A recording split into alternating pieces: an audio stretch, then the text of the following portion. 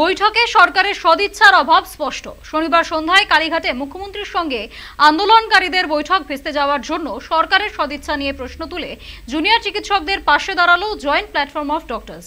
পাল্টা রাজ্যের স্বাস্থ্য প্রতিমন্ত্রী চন্দ্রিমা ভট্টাচার্য বৈঠক ভেস্তে যাওয়ার জন্য আন্দোলনকারীদেরকেই দাবি করলেন। প্লিজ তোমাদের ছাতা দেওয়া হয়েছে, তোমরা ভিড়তে যাবো, তোমাদের বসতেও জায়গা দেওয়া হচ্ছে। দেখো আমি তোমাদের এখনো হাত জোর দেওয়া হয়েছে, আমি তোমাদের বলছি যে তোমরা একটা কাজ করো। আমিও কিন্তু 2 ঘন্টা তোমাদের জন্য অপেক্ষা করছি। তোমাদের প্রত্যেকে ছাতা দেওয়া হয়েছে, সামনে বসার ব্যবস্থা করা হয়েছে, তোমরা ভিজবে না, আমার এটা অনুরোধ থাকবে। তোমাদের চিঠিতেও কোথাও লাইভ স্ট্রিমিংয়ের কথা লেখা নেই, আমাদের চিঠিতেও লেখা নেই। আমরা টোটালটাই রেকর্ড করে রাখছি এবং তোমাদের শেয়ার করবো আমরা মিনিটস, এবং এটা আমরা কেউই রিলিজ এখন করবো না যেহেতু কোর্টে কেস চলছে। এইটুকু আমার প্রতি ভরসা রাখতে পারো, তোমাদের মিসলিড করবো না। ফরগেট পলিটিক্স, মানুষের স্বার্থে এসব কথা বলো। তাহলে আপনারা যদি নাই এসে বাড়িতে মিটিং করেন, তাহলে আপনারা আমাকে চিঠি দিলেন কেন? এত অসম্মান কেন করছেন? অনেক অসম্মান করছেন আপনারা। আগেও 3 দিন আমি 2 ঘন্টা করে অপেক্ষা করেছি। আমরা 3-4 ঘন্টা ধরে বৃষ্টিতে ভিজছি, বাইরে বৃষ্টিতে ভিজছি, আমাদের সহযোদ্ধারা স্বাস্থ্য ভবনের উপরে ভিজছে। কি বললেন ওনারা? যে আমরা 3 ঘন্টা অপেক্ষা করেছি, আমরা 35 দিন অপেক্ষা করেছি, আমরা আমাদের সমস্ত রকম শর্ত ছেড়ে দিলাম। তারপরে যখন আজকে বলতে গেলাম, তখন আমাদের মোটামুটি ঘাট ধাক্কা দেওয়া হলো যে না, আলোচনা সম্ভব না।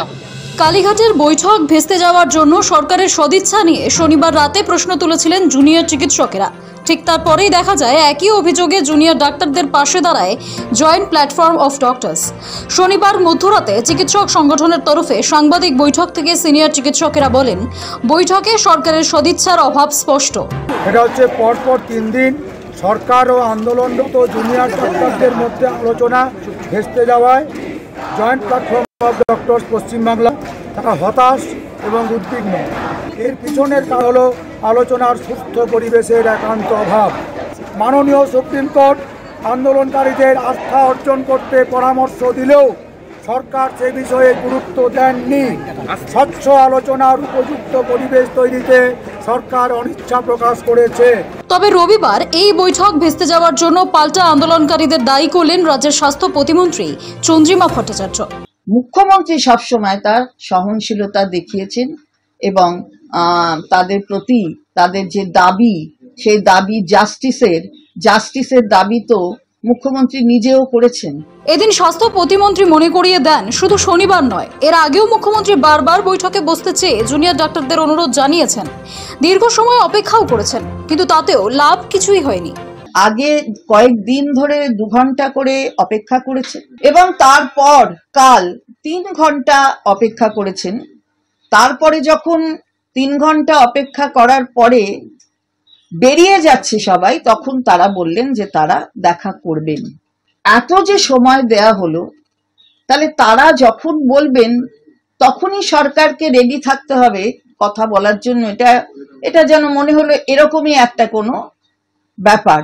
চন্দ্রিমা বলেন, এই কর্মবিরতি মানুষের পক্ষে ক্ষতিকারক হয়ে উঠেছে। লক্ষ লক্ষ মানুষ চিকিৎসা পরিষেবা থেকে বঞ্চিত হচ্ছেন। এই কর্মবিরতি মানুষের পক্ষে কতটা ক্ষতিকারক হচ্ছে। ইতিমধ্যেই 29 জন মানুষের প্রাণ গিয়েছে, এটাও সবাই জানেন, এবং কয়েক হাজার মানুষ বিভিন্ন অপারেশনের জন্য অপেক্ষা করছেন। অন্তত 7,000 মানুষ, তার মধ্যে 1,500 মানুষ হচ্ছে হার্টের পেশেন্ট, যাদের খুব সত্বর দরকার অপারেশন করবার। তাছাড়া সন্তান সম্ভবা মহিলা তারা প্রসব করবেন, প্রসবের যন্ত্রণা তো আটকে রাখা যায় না। শনিবার সন্ধ্যায় কালীঘাটে বৈঠকের জন্য পৌঁছে গেলেও ফের লাইভ স্ট্রিমিং এর দাবিতে জুনিয়র ডাক্তাররা অনড় থাকায় ফের মুখ্যমন্ত্রীর সঙ্গে বৈঠক ভেস্তে যায়। শেষে বৃষ্টির মধ্যে উঠোনে নেমে তাদের ভাই বোন বলে সম্বোধন করে ঘরে এসে চা খাওয়ার আমন্ত্রণও জানান রাজ্যের প্রশাসনিক প্রধান। সারাক্ষণ অপেক্ষা করেছিলেন মুখ্য সচিব মনোজ পান্ত, ডিজি রাজীব কুমাররা। যদিও বৈঠক ভেস্তে যাওয়ার জন্য সরকারের সদিচ্ছা নিয়ে শনিবার রাতে প্রশ্ন তুলেছিলেন জুনিয়র চিকিৎসকেরা। এমনকি স্বাস্থ্য প্রতিমন্ত্রী চন্দ্রিমা ভট্টাচার্যকে দায়ী করে আন্দোলনকারীরা অভিযোগ করেছিলেন যে চন্দ্রিমা কার্যত তাদের ঘাড় ধাক্কা দিয়ে বের করে দেন। এদিন চন্দ্রিমা বলেন, তাদের সময় দেওয়া হয়েছিল, কিন্তু এত সময় দিয়েও লাভ হলো না। এরপর কি আর কথা বলার থাকতে পারে? তারা 9টা অবধি কিছু বললেন না। যখন মাননীয় মুখ্যমন্ত্রী 9টা অবধি অপেক্ষা করলেন, তারপরে সবাই যখন আধিকারিকরা এবং তার সাথে আমিও যখন আমরা বেরোতে যাচ্ছি, ওদের বলে যে আমরা বেরিয়ে যাচ্ছি, তখন ওরা মাননীয় মুখ্যমন্ত্রীর সাথে আলোচনা করবেন বলে বললেন যে তারা সমস্ত যা যা তাদের প্রিকন্ডিশন ছিল সেই প্রিকন্ডিশনগুলো তারা আর সেগুলোর উপর জোর দিচ্ছেন না, তারা মাননীয় মুখ্যমন্ত্রীর সাথে বসবেন। তো এটা কিরম হচ্ছে যে তারা যখন বলবেন তখনই সরকারকে রেডি হয়ে থাকতে হবে যে তাদের কথা শোনার জন্য। তো এরপর আর কি বলার থাকতে পারে?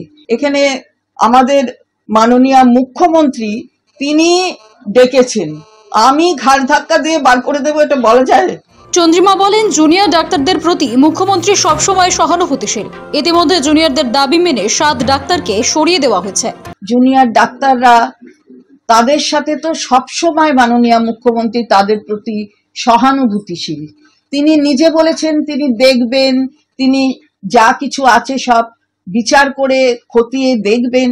এমনকি তারা 7 জনকে সরিয়ে দিতে বলেছিলেন, সেই 7 জন ডাক্তারকে সরানো পর্যন্ত হয়ে গিয়েছে।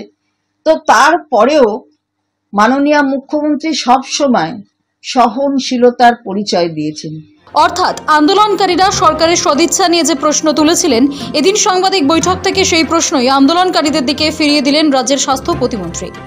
সৌভিক সানালের রিপোর্ট, সময়, কলকাতা।